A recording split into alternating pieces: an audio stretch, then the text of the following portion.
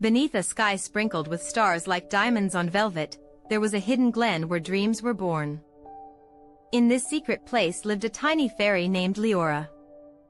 Her wings shimmered with colors that changed like morning dew, sometimes pale silver, sometimes soft rose, sometimes a glowing blue that matched the night sky.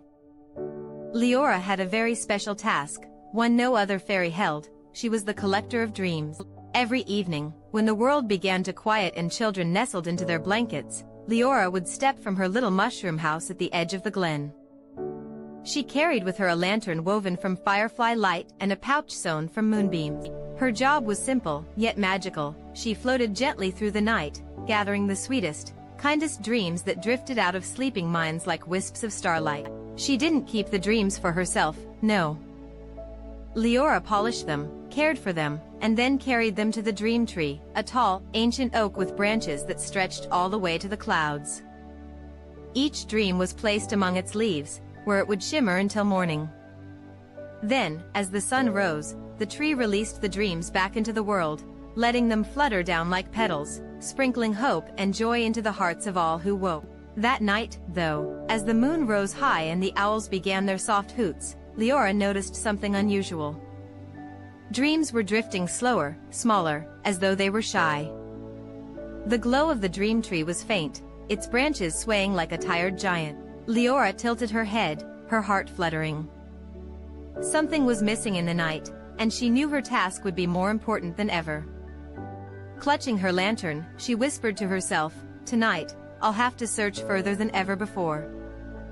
The dreams need me." And with that, her wings caught the moonlight, scattering it like glitter, and she lifted into the night air, ready to begin her magical journey. Liora drifted higher into the night, her wings catching the glow of the stars so that they glittered softly behind her like a trail of sparkles. The forest beneath her swayed gently in the breeze, its leaves whispering as though they were telling her secrets of the dreams that had passed through earlier. She held her lantern close, its firefly glow warm and steady, and set off on her journey across the sleeping world. Her first stop was a small village tucked among rolling hills. The cottages looked like toys from above, their windows dim, their chimneys quiet. Liora floated down toward one of the homes where a child lay curled beneath a quilt patched with tiny stars. From the child's head rose a faint thread of light, a dream in the making. She hovered close, cupping her hands, and the thread unraveled into her palms, a glowing wisp that shaped itself into the image of a wooden sailboat, drifting calmly across an endless ocean. The dream pulsed, warm and bright, and Liora whispered, "Safe travels, little dream," before tucking it gently into her moonbeam pouch. She could already feel its weight glowing softly against her side, waiting to be delivered to the dream tree. As she left the cottage, she floated above the fields where cows lay sleeping, their breaths slow and even. Tiny dreams rose from them too, not of sailboats, but of clover fields that never ended, and sunshine that never faded. Liora giggled softly as one of the dream wisps tickled her nose before settling into her lantern. She flew on, wings brushing through the air like the hush of a lullaby. At the edge of the village, she found an orchard where fox kits curled in their den, their dreams puffing out like bubbles. Each bubble shimmered with playful colors, chasing butterflies, tumbling through soft grass, and curling against their mother's warmth. Liora reached out gently, guiding the bubbles upward, where they floated into her pouch with a faint glow of contentment. But as the night grew deeper, she noticed again what had troubled her before. The dreams were slower, smaller, hesitant. Instead of flowing freely like rivers of starlight, they trickled out in fragile wisps. The dream tree, far in the distance, glowed faintly, its branches stretching like tired arms. Hovering in the cool air, Liora pressed a hand to her heart. "I'll need to go further than the villages and the fields," she whispered. "Perhaps the mountains hold the missing dreams. Or maybe the stars themselves know." She looked up at the sky, and it seemed to listen. The constellations twinkled more brightly, and a soft streak of light, a falling star, traced a path beyond the hill. Taking a deep breath, she tightened the strap of her pouch, lifted her lantern higher, and followed the trail. With each beat of her wings, the night grew quieter, deeper, almost as though it were holding its breath for her journey. She flew onward, determined to gather not just dreams, but the missing heart of their glow, the magic that would wake the dream tree once more. Liora followed the silver streak of the falling star as it curved across the horizon. Her wings beat slowly but steadily, carrying her beyond the villages, beyond the fields, into a land where the night felt deeper, more mysterious. The hills grew steeper, and soon great mountains rose like silent guardians, their peaks frosted with snow that glowed faintly under the moon. The air here was cooler, thinner, but it shimmered with a strange magic, as though the dreams of the world gathered in these hidden places. At the base of the mountains, she found a glade ringed with ancient stones. From the shadows crept creatures Liora had only ever heard of in old tales, tiny dream hares with fur as soft as clouds, their ears glowing like lanterns. As they hopped through the grass, wisps of dreamlight puffed from their paws, floating into the air like glowing seeds. Liora gasped softly, rushing to gather them. Each one shaped itself into gentle images, a nest filled with warmth, a meadow stretching forever, a hand reaching kindly toward another. "These are rare dreams," she whispered, "dreams of comfort." She tucked them carefully into her pouch, feeling the tree's call growing stronger. She pressed further up the mountain paths, her lantern lighting the way. There, among the cliffs, she spotted birds perched in silence. They were no ordinary birds, their feathers shimmered like polished glass, and their dreams spilled out in delicate strands of rainbow mist. When Liora caught the threads, they wove themselves into stories. Children laughing under rain showers, strangers offering kindness, families reunited after long journeys. She felt her heart swell. These were dreams of kindness and hope, too important to be left behind. As she climbed higher, the falling star's trail led her to a hidden cavern. Inside, the walls glittered with crystals that pulsed faintly, like a heartbeat. From their surfaces poured streams of dreamlight, flowing like water down into a pool at the cavern's center.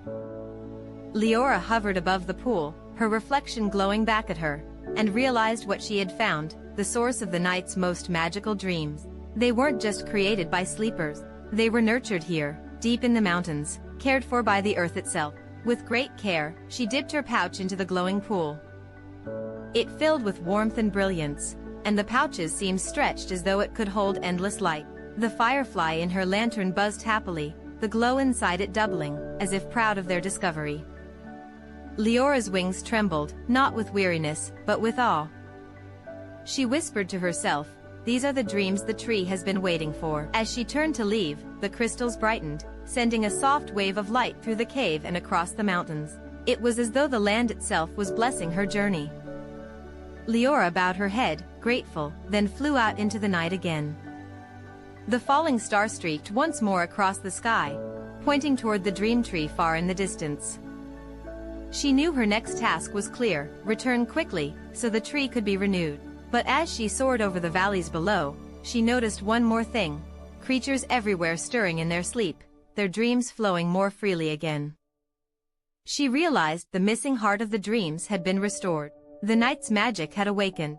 Liora flew swiftly through the cool night air, her moonbeam pouch now glowing so brightly that it lit the sky around her like a lantern. The closer she drew to the dream tree, the more she noticed the difference her journey had already made. Children in cottages stirred with smiles, fox kids twitched in their dens as if chasing butterflies, and even the flowers in the meadows seemed to lean toward her as she passed, their petals shimmering faintly in the glow of dreams being restored. When at last the dream tree came into view, Liora gasped. Its great trunk rose from the heart of the glen, tall and ancient, its bark marked with silver spirals of light. But the branches sagged low, their glow faint, as though the tree had grown weary from waiting.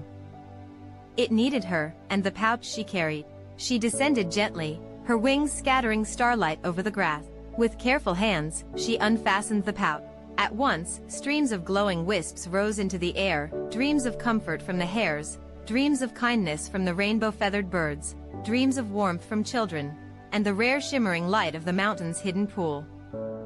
They floated upward like fireflies, drifting into the branches of the dream tree. The transformation was instant. One by one, the branches lifted, their sagging weight replaced by strength. The leaves, which had been dull and gray, burst into colors of gold, emerald, and sapphire, glittering with a brilliance that rivaled the stars above. From every branch, blossoms unfurled, glowing like lanterns, releasing soft trails of dream dust into the glen. Liora stepped back, tears filling her eyes as she whispered, "You're awake again." You're shining for everyone. The dream tree seemed to answer her. Its roots hummed faintly, a deep, soothing vibration that traveled through the ground, into the glen, into the forest, into the villages beyond. A wave of calm swept through the world, carrying with it the warmth of dreams renewed. As the branches swayed, they released the dreams back into the night, each drifting toward its rightful sleeper. Sam, the boy in the cottage, dreamed of sailing his wooden boat to an island of laughter. The fox kits dreamed of endless meadows. The birds dreamed of skies that never dim. Every creature, every child, every heart found its dreams again, brighter and stronger than before. The stars above twinkled as if bowing in approval. The moon shone fuller, brighter, spilling silver light over Liora's wings. She stood at the base of the dream tree, lantern glowing, and felt the hush of peace spread across the land. Her task was not yet finished. There would always be nights to collect, dreams to gather, but in that moment, Liora knew she had restored what had been lost. The tree no longer swayed in weariness but stood tall as a beacon for the world. And as she looked up into its branches, glowing and alive, she whispered to herself, "Tonight, the dreams are safe. And tomorrow night, I'll fly again." The dream tree glowed brighter than the stars, its blossoms opening wide, scattering dream dust into the breeze. Liora hovered at its base, wings trembling from both her long flight and the joy of watching the tree alive again. For a moment, she simply stood there, her lantern pressed close to her chest, soaking in the gentle hum that pulsed from the roots into the ground. Then something unexpected happened. The tree shifted, its branches bending lower, as though bowing toward her. From one of its highest boughs, a single leaf detached itself, floating down slowly, shimmering with all the colors of dawn and dusk combined. It drifted into Liora's hands, warm and soft as silk. The leaf whispered as it touched her palms, not with words but with feelings, gratitude, trust, and a promise. Liora's eyes widened as the leaf pulsed faintly, transforming into a tiny crystal no bigger than a raindrop. Inside it swirled 1,000 flecks of starlight, and when she held it close, she could hear faint echoes of every dream she had ever collected. "The tree is giving me a gift," she murmured, her voice trembling with awe. The crystal glowed brighter, and suddenly her lantern responded, its firefly light fusing with the crystal's glow. When the two lights merged, her lantern transformed. It no longer shone with a single glow, it shimmered with shifting colors, like every dream she had ever held, sparkling all at once. A voice as old as the night seemed to hum around her, rising from the tree's roots, carried by the wind in its branches. "You are no longer only a collector of dreams, Liora. You are a keeper of their light. Wherever you travel, even in the darkest corners of night, the glow of this lantern will help lost dreams find their way to you." Liora pressed her hands over her heart, tears glistening in her eyes. She bowed deeply. "Thank you," she whispered. "I will carry this light carefully. I will never let a dream be forgotten." The tree swayed gently, its blossoms raining faint petals of golden dream dust that landed in her hair, her wings, her pout. They clung to her, glowing faintly, as if marking her forever as the tree's chosen. Liora tested her new lantern, lifting it high. At once, it lit the glen in soft waves, and from every corner of the forest, dreams stirred, wisps rising from hidden nests, burrows, and cottages. They drifted toward her glow, eager and unafraid. She guided them lovingly to the tree, and the tree embraced them with blossoms of light. The fairy felt stronger, calmer, more connected to the night than ever before. She realized that she was not just helping the tree survive, she was part of it now, its guardian in the skies. As the first pale hues of dawn brushed the horizon, the tree's blossoms closed gently, resting after its long night of work. Liora settled on a branch, watching as dream dust shimmered away into the breeze. Her lantern pulsed faintly in her lap, a heartbeat of light that told her she would never again collect dreams alone. For the first time since her duty had begun, she allowed herself to feel tired. Curling up in a bed of moss along the tree's roots, she whispered, "I'll be ready tomorrow night." And as sleep claimed her, she dreamed too, for even dreamkeepers need rest, and her dreams glowed brighter now than ever before. When the golden sunlight faded again and the sky began to dip into shades of lilac and indigo, Liora stirred beneath the roots of the dream tree. Tiny blossoms had fallen onto her hair as she slept, and when she sat up, their glow clung faintly to her, as though the tree itself had tucked her in for the day. She stretched her wings slowly, their shimmer stronger than ever. The crystal gift from the tree pulsed in her lantern, a heartbeat of soft light. Liora placed her hand over it and whispered, "I'm ready." The lantern brightened in reply, eager to begin its new work. As dusk deepened, she rose into the air. The glen was already alive with the first threads of dreams, drifting from the cottages, dens, and nests around her. But tonight, something was different. The dreams did not scatter uncertainly or waver in weakness. They moved confidently toward her light, trusting her to guide them. Wherever she flew, the glow of her lantern called to the wisps, and they floated gently into her pouch, no longer fragile but sparkling with light. She visited the village first. Children sighed happily in their beds as Liora passed their windows, gathering glowing threads shaped like toy boats, rainbow skies, and friendly animals. The threads twined around her lantern before slipping into her pouch, filling it with warmth. Then she glided through the forest, where fox kits dreamed of chasing stars, owls dreamed of golden skies, and even the old badger dreamed of a meadow where he could nap forever. Each dream found its way into her keeping. High above, the constellations blinked more brightly than she had ever seen. It was as if the stars themselves recognized her new role. A soft breeze circled her, carrying with it the hum of the dream tree's roots. Keeper, guardian, friend. When her pouch was nearly full, Liora returned to the glen. The dream tree's branches stretched wide and tall, waiting.